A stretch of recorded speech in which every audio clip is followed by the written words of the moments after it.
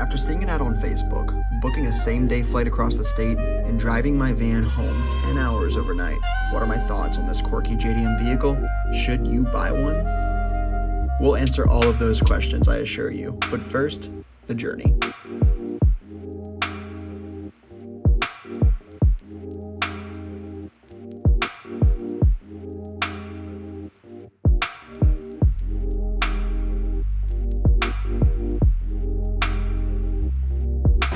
Made it to Tampa! I'm at this really cool little terrace area. I am just waiting for the guy to get here with the van, and hopefully that goes off without a hitch. I got the van. Here she is. Alright, so quick pit stop at Wawa. Gotta get that Wawa coffee if you have the opportunity. Fantastic stuff, top tier. I just wish that there were more Wawas in the world, honestly.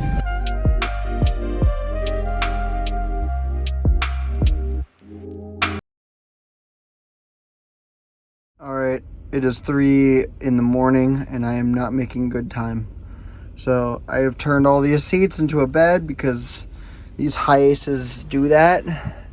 And I just laid on it. And I gotta say, it's actually really comfortable for how lumpy it looks. So, trying to sleep in the HiAce. Mostly what's keeping me up right now is the temperature. It's kind of toasty in here, to be honest. That and the sound of trucks and people. You know, I bet that's something you have to get used to if you do the whole van life thing, is like, you probably don't get a whole lot of quiet. So, anyways, good night. So I forgot to record pretty much any footage of the morning. So here is an accurate representation of me waking up. And then I got some really good breakfast, so here's that.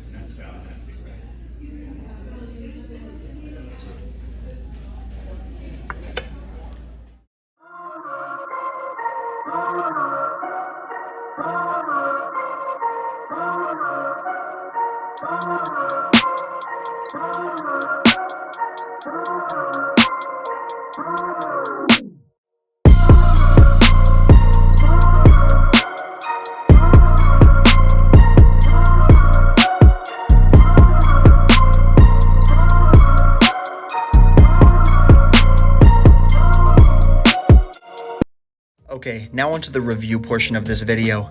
Now, if you clicked on this video, you likely know what you're looking at. However, if you don't, this is a 1995 Toyota HiAce, and this one was imported legally from Japan under the federal 25-year import rule, as these were never sold in the US. Okay, so I'm just very quickly gonna touch on some of the configurations that you need to be aware of if you're in the market for one of these. Really, there are 3 configurations. There's the 2LTE motor. It's actually the 2LTE2 if you wanna get real specific. There's a 3L motor, and both of those I just mentioned were on HiAces made prior to 1993. And then my 1995 Toyota HiAce here is outfitted with the 1KZTE motor, which is a turbocharged 4-cylinder, while the prior 2 are naturally aspirated 4 cylinders. They're all diesels.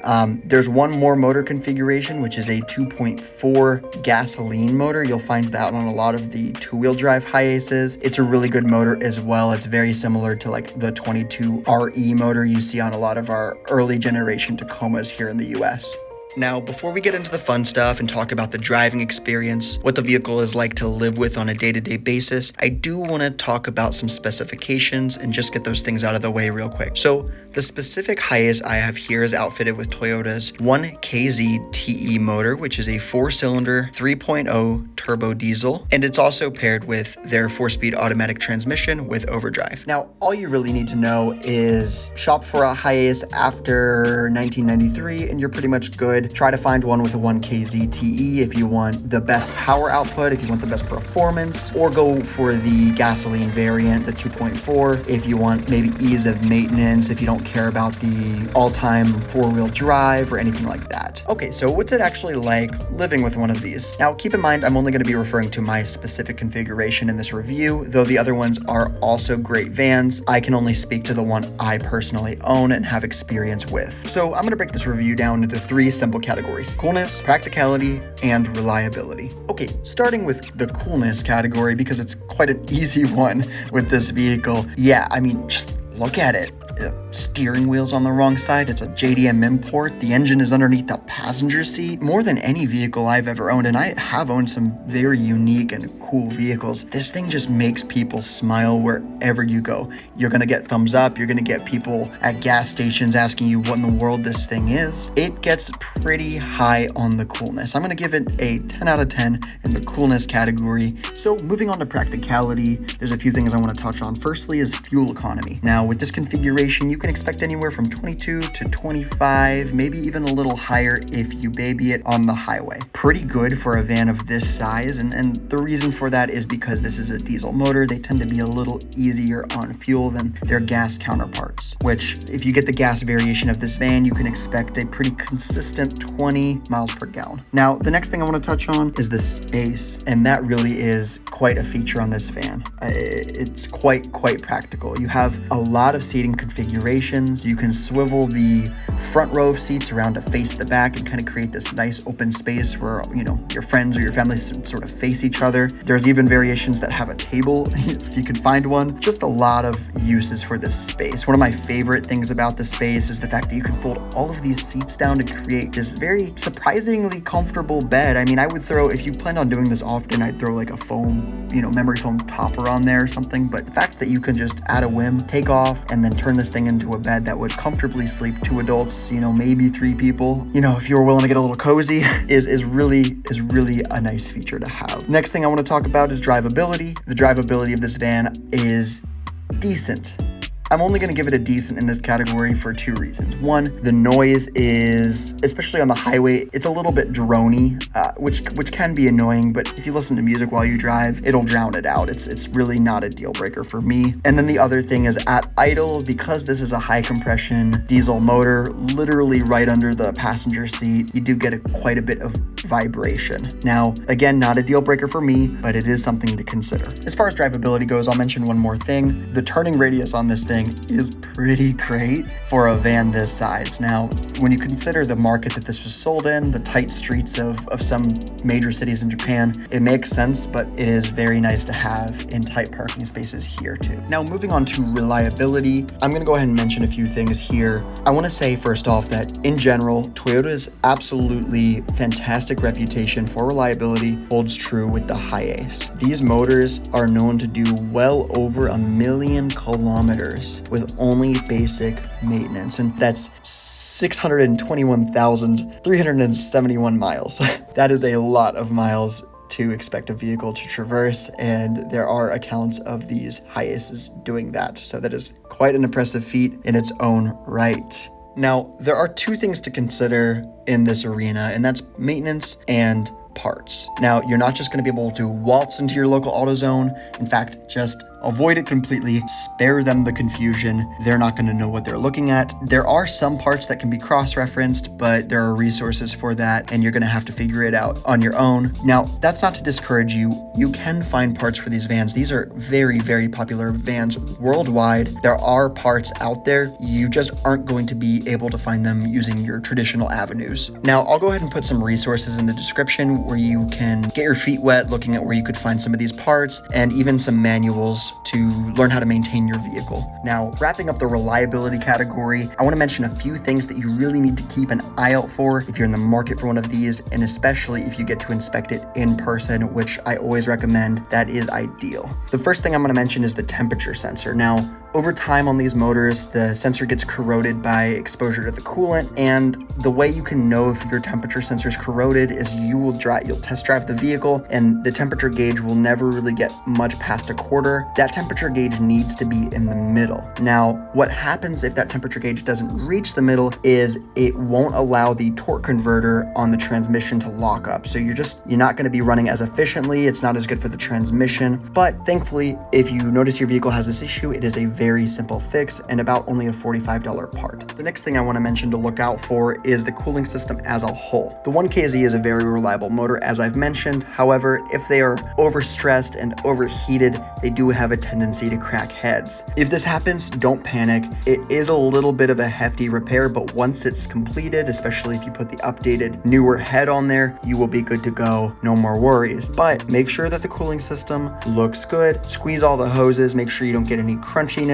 and make sure your coolant looks clean and clear. Also, check the oil for any kind of milkiness that would indicate a cracked head. Moving on, you'll definitely want to check out the timing belt. Now, it's obscured by a case, so you can't actually inspect it yourself unless you want to take the plastic cover off, but there is usually a maintenance sticker, very popular in Japan to put these little maintenance stickers on the top of the case that will have the date that the belt was last changed, as well as the odometer reading when it was changed. Just make sure it was done within about 100,000 kilometers. If it's much over that, then it's due, and you will definitely want to get that done because the 1KZ is an interference motor, meaning if that timing belt snaps, you're in for a very bad day. Finally, the last thing you're going to want to keep an eye out for is rust. Now, I actually have a personal story about this, and it was a bit of a nightmare. So I actually flew out to look at another HiAce originally in the Orlando area. It looked awesome in the pictures, and even the underbody pictures looked